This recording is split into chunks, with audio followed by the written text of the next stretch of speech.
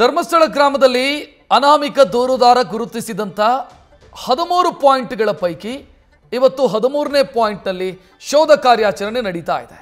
ಧರ್ಮಸ್ಥಳದ point number 13ರಲ್ಲಿ ತೀವ್ರ ಕಾರ್ಯಾಚರಣೆ ಸದ್ಯ ನಡೀತಾ ಇದೆ. ಎರಡೆರಡು ಹಿಟಾಚಿಗಳನ್ನು ಬಳಸಿ ಒಂದು ಮಿನಿ ಮತ್ತೊಂದು ದೊಡ್ಡ ಹಿಟಾಚಿಯನ್ನು ಬಳಸಿ ಮಣ್ಣು ಅಗೆತ ಕಾರ್ಯ ನಡೀತಾ ಇದೆ. ಈ ಜಾಗದಲ್ಲಿ 15 ಅಡಿ ಆಳ ಅಗದರೂ ಕೂಡ ಯಾವುದೇ ಅವಶೇಷಗಳು ಕುರುಹುಗಳು ಪತ್ತೆಯಾಗಿಲ್ಲ. ಇದುವರೆಗೆ 15 ಅಡಿ ಆಳ 12 ಅಡಿ ಅಗಲ ಮಣ್ಣು ಅಗೆಯಲಾಗಿದೆ.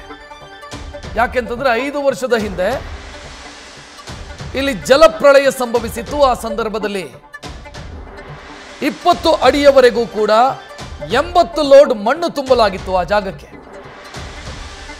ಅದರಿಂದಾಗಿ ಹೊಸದಾಗ ಹಾಕಲಾಗಿದ್ದಂಥ ಮಣ್ಣಲ್ಲ, ಅದರ ಅಡಿಯಲ್ಲಿ ಇದ್ದಂಥ ಜಾಗ, ಅಲ್ಲಿ ನಾನು ಹೂತು ಹಾಕಿದ್ದೀನಿ ಅಂತ ದೂರುದಾರ ಹೇಳಿರೋದು. ಹೊಸದಾಗಿ ಹಾಕಲಾಗಿರುವಂಥ ಮಣ್ಣು ಅದು 5 ವರ್ಷದ ಹಿಂದೆ. ಬಟ್ ಈ ಜಾಗ ಹೆಂಗಿತ್ತು ಅಂತಂದ್ರೆ ಮೊದಲು ಒಂದು ಸ್ವಲ್ಪ ತಗ್ಗಿನಲ್ಲಿದ್ದಂಥ ಜಾಗ, ಅದರ ಮೇಲೆ ಮಣ್ಣು ತುಂಬಲಾಗಿದೆ. ಹೊಸದಾಗಿ ಹಾಕಲಾಗಿರುವಂಥ ಮಣ್ಣು ಜಲಪ್ರಳಯ ಸಂಭವಿಸಿದಂಥ ಸಂದರ್ಭದಲ್ಲಿ 80 ಲೋಡ್ ಮಣ್ಣು ಹಾಕಲಾಗಿತ್ತು ಅಲ್ಲಿಗೆ. ಅದಕ್ಕಾಗಿ ಈಗ ಕಾರ್ಯಾಚರಣೆ ನಡೀತಾ ಇದೆ. ದೃಶ್ಯ ಗಮನಿಸ್ತಾ ಇದ್ರಿ. ಅಲ್ಲಿ ಹೆಂಗಾಗಿದೆ ಅಂತಂದ್ರೆ ಗುಂಡಿ ತೋಡಿದ್ದಾರೆ, ಅದರಲ್ಲಿ ನೀರು ನಿಂತಿದೆ. ಪಂಪನ್ನು ಬಳಸಿ ನೀರನ್ನು ಹೊರತೆಗೆಯಲಾಗ್ತಾ ಇದೆ. ಯಾಕಂತಂದ್ರೆ ಪಕ್ಕದಲ್ಲೇ ನೇತ್ರಾವತಿ ಹರಿಯುತ್ತೆ. ನೀರಿನ ಸಮೃದ್ಧ ಹರಿವಿರುವಂಥ ಜಾಗ, ಹೊರತೆ ಇರುವಂಥ ಜಾಗ. ಅಲ್ಲಿ ಸದ್ಯ ನೀರನ್ನು ಹೊರತೆಗೆದು ಕಾರ್ಯಾಚರಣೆಯನ್ನು ಮಾಡಲಾಗ್ತಾ ಇದೆ. ಪಾಯಿಂಟ್ 13ರಲ್ಲಿ ಈವರೆಗೂ ಕೂಡ ಯಾವ ಅವಶೇಷವೂ ಕೂಡ ಪತ್ತೆಯಾಗಿಲ್ಲ, ಏನೂ ಸಿಕ್ಕಿಲ್ಲ. ಮಣ್ಣು ಅಗೆದಷ್ಟು ಪಾಯಿಂಟ್ 13ರಲ್ಲಿ ನೀರು ತುಂಬುತ್ತಾ ಇದೆ.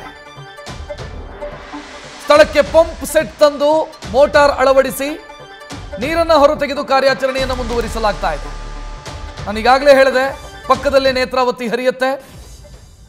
ದಕ್ಷಿಣ ಕನ್ನಡ ಜಿಲ್ಲೆಯಲ್ಲಿ ಸದ್ಯ ಧಾರಾಕಾರ ಮಳೆಯೂ ಕೂಡ ಆಗ್ತಾ ಇದೆ, ಆಷಾಢದ ಮಳೆ. ಸೊ ಈ ಹಂತದಲ್ಲಿ ಕಾರ್ಯಾಚರಣೆ ನಡೀತಾ ಇರೋದು. ದೃಶ್ಯ ಗಮನಿಸ್ತಾ ಇದ್ದೀರಿ, ಕಾರ್ಯಾಚರಣೆ ನಡೆಸ್ತಾ ಇರುವಂಥ ದೃಶ್ಯವನ್ನು ಗಮನಿಸ್ತಾ ಇದ್ದೀರಿ. ಎರಡೆರಡು ಹಿಟಾಚಿಗಳನ್ನು ಬಳಸಲಾಗ್ತಾ ಇದೆ. ದೊಡ್ಡ ಮಟ್ಟದಲ್ಲಿ ಅಗೆತ ಕಾರ್ಯವನ್ನು ಮಾಡಿದರೂ ಕೂಡ ಇನ್ನೂ ಏನೂ ಸಿಕ್ಕಿಲ್ಲ. 13ರಿಂದ 15 ಅಡಿ ಆಳ ಅಗೆಯಲಾಗಿದೆ. ಮತ್ತು ಆತ ತೋರಿಸಿದಂಥ ಪಾಯಿಂಟ್ಗಿಂತಲೂ ಕೂಡ ಜಾಸ್ತಿ ಜಾಗದಲ್ಲಿ ಉತ್ಖನನ ಮಾಡಲಾಗ್ತಾ ಇದೆ. ಬಟ್ ಇಲ್ಲಿಯವರೆಗೂ ಕೂಡ ನಥಿಂಗ್, ಏನೂ ಸಿಕ್ಕಿಲ್ಲ. 6ನೇ ಪಾಯಿಂಟಲ್ಲಿ ಒಂದು ಅವಶೇಷ ಸಿಕ್ಕಿದ್ದು ಬಿಟ್ಟರೆ ಇಲ್ಲಿಯವರೆಗೆ ಆತ ಗುರುತಿಸಿದಂಥ ಯಾವ ಪಾಯಿಂಟ್ನಲ್ಲೂ ಏನೂ ಸಿಕ್ಕಿಲ್ಲ. 13ನೇ ಪಾಯಿಂಟು ಯಾಕೆ ಕ್ರೂಷಲ್ಲು ಅಂತಂದರೆ, ಒಂದು ಈತ ಗುರುತಿಸಿರುವಂಥ ಈ ಜಾಗದಲ್ಲೂ ಗುರುತಿಸಿರುವಂಥ ಕೊನೆಯ ಪಾಯಿಂಟ್ ಇದು. ಎರಡನೇದ್ದು, ಈತ ಹೇಳಿರೋ ಪ್ರಕಾರ ಇಲ್ಲಿ ಒಂದಲ್ಲ ಹಲವು ಮೃತದೇಹಗಳನ್ನು ಹೂತು ಹಾಕಲಾಗಿದೆ. ಬಟ್ ಇಲ್ಲಿಯವರೆಗೂ ಕೂಡ ಯಾವ ಅವಶೇಷವೂ ಕೂಡ, ಎಲುಬು ಇರಬಹುದು, ತಲೆಬುರುಡೆ ಇರಬಹುದು, ಇಂಥದ್ದು ಯಾವುದೂ ಕೂಡ ಪತ್ತೆಯಾಗಿಲ್ಲ. ಕಾರ್ಯಾಚರಣೆ ಮುಂದುವರೆದಿದೆ.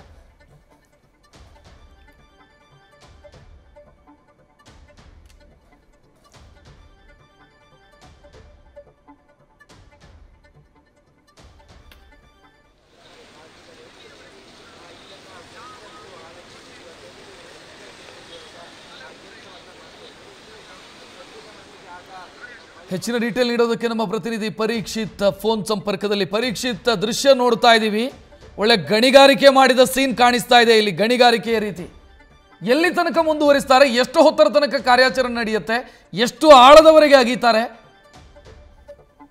ಸದ್ಯಕ್ಕೆ ಸಿಕ್ಕಿರೋ ಮಾಹಿತಿ ಪ್ರಕಾರ ಸುಮಾರು 20ರಿಂದ 21 ಅಡಿ ಅಗಿಬೇಕು ಅನ್ನುವಂಥ ನಿಟ್ಟಿನಲ್ಲಿ ಈಗ ಸೂಚನೆ ನೀಡಲಾಗಿದೆ.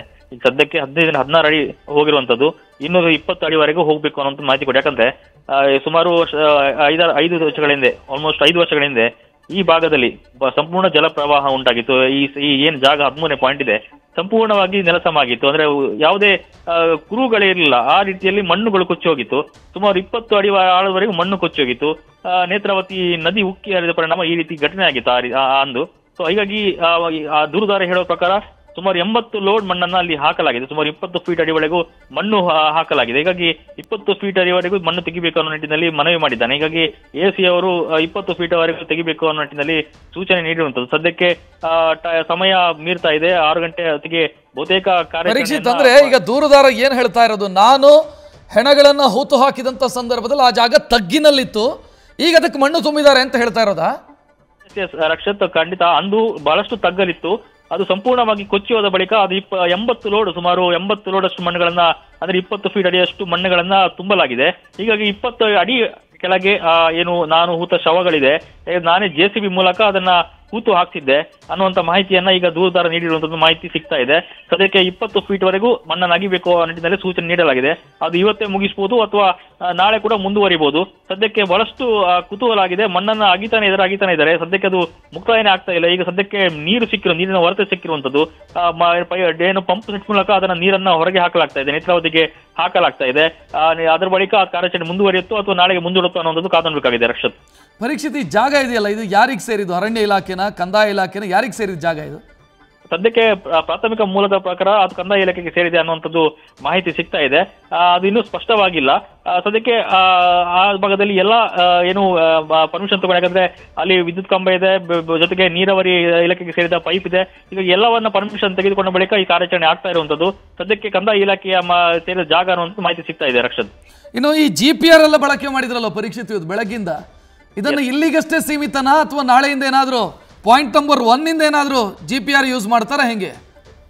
ಎಸ್ ರಕ್ಷತ್, ಇವತ್ತು ಸಪೋಸ್ 20 ಫೀಟ್ ಅಡಿ ಹೋದಲ್ಲಿ ಅಥವಾ ನಾಳೆ ಆ 20 ಫೀಟ್ ಅಡಿ ಮುಕ್ತಾಯವಾದಲ್ಲಿ GPR ಮೂಲಕ, ಅಂದ್ರೆ ಮೌಂಟೆಡ್ ರಾಡಾರ್ ಮೂಲಕ, ಡ್ರೋನ್ ಅನ್ನು ಹಾರಿಸಿ ಅಲ್ಲಿ ಮತ್ತೆಷ್ಟು ಸ್ಥಳ ಪರಿಶೋಧನೆ ಮಾಡಬಹುದು. ಯಾಕಂದ್ರೆ ಮಣ್ಣನ್ನ ಆಗಿಲಾಯಿತು, ಡ್ರೋನ್ ಅಲ್ಲಿ ಏನಂದ್ರೆ GPR ಅಲ್ಲಿ ಏನಾದ್ರೂ ಪತ್ತೆ ಆಗ್ಬೋದು. ಈಗಾಗಲೇ ಈವರೆಗೂ ಏನು ಸಿಕ್ಕಿಲ್ಲ. ಆ ಮಣ್ಣನ್ನು ಅಗಿದ ಬಳಿಕ ಆದ್ರೂ ಆ ಮಣ್ಣಲ್ಲಿ ಏನಾದ್ರೂ ಸಿಗ್ಬೋದು ಅನ್ನುವಂಥ ನಿಟ್ಟಿನಲ್ಲಿ ನಾಳೆ ಅದು ಕೂಡ ಮುಂದುವರಿಬಹುದು ಅನ್ನುವಂಥದ್ದು ಮಾಹಿತಿ ಸಿಗ್ತಾ ಇದೆ. ನಾಳೆ ಬಹಳಷ್ಟು GPR ಯೂಸ್ ಆಗುವಂತ ಸಾಧ್ಯತೆ ಇದೆ. ರಕ್ಷತ್, ಅಂದ್ರೆ ಇಲ್ಲಿಗಷ್ಟೇ ಸೀಮಿತನಾ ಅಥವಾ ಮೊನ್ನೆ ಮಾಡಿದ್ರಲ್ವ ಅಲ್ಲಿಗೂ ಯೂಸ್ ಮಾಡ್ತಾರ GPR? ಇಲ್ಲ ರಕ್ಷತ್, ಸದ್ಯಕ್ಕೆ 13ನೇ ಪಾಯಿಂಟ್ ನಲ್ಲಿ ಆ GPR ಬಳಕೆ ಆಗುತ್ತೆ. ಯಾಕಂದ್ರೆ ಬಲು ದುಬಾರಿಯಾದಂತಹ GPR ಅದು.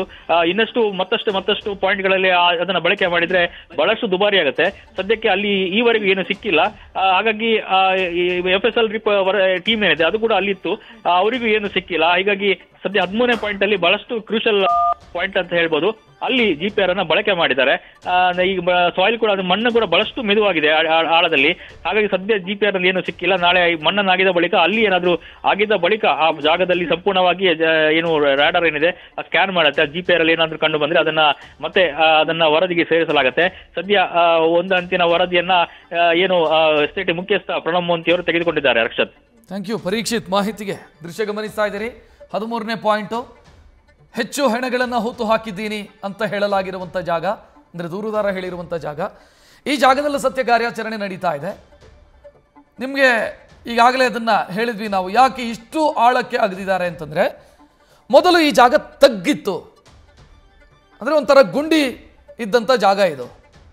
ಅಲ್ಲಿ ನಾನು ಹೂತು ಹಾಕಿರೋದು. ಆ ನಂತರ ಕಳೆದ 5 ವರ್ಷದ ಹಿಂದೆ ಅಲ್ಲೊಂದು ಪ್ರವಾಹ ಬಂದಿದೆ. ಪ್ರವಾಹ ಬಂದ ಕಾರಣಕ್ಕಾಗಿ ಅಲ್ಲಿ ಮಣ್ಣು ತುಂಬಿದ್ದಾರೆ. 80 ಲೋಡಷ್ಟು ಮಣ್ಣು ತಂದು ಹಾಕಿದ್ದಾರೆ. ಅಂದರೆ ಹಾಕಲಾಗಿರುವಂಥ ಮಣ್ಣಿನ ಅಡಿಯಲ್ಲಿ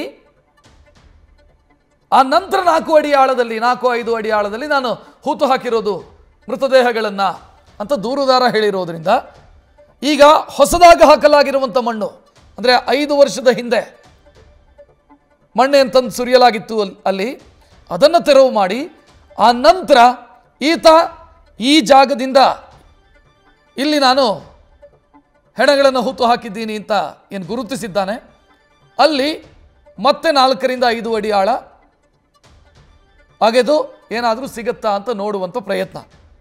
13ನೇ ಪಾಯಿಂಟು, ಕೊನೆಯ ಪಾಯಿಂಟು, ಆತ ಆರಂಭದಲ್ಲಿ ಗುರುತಿಸಿರುವಂಥ ಸ್ಥಳಗಳ ಪೈಕಿ 6ನೇ ಪಾಯಿಂಟಲ್ಲಿ ಒಂದು ಮೃತದೇಹದ ಅವಶೇಷ ಸಿಕ್ಕಿದೆ, ಉಳಿದಂತೆ ಏನೂ ಸಿಕ್ಕಿಲ್ಲ.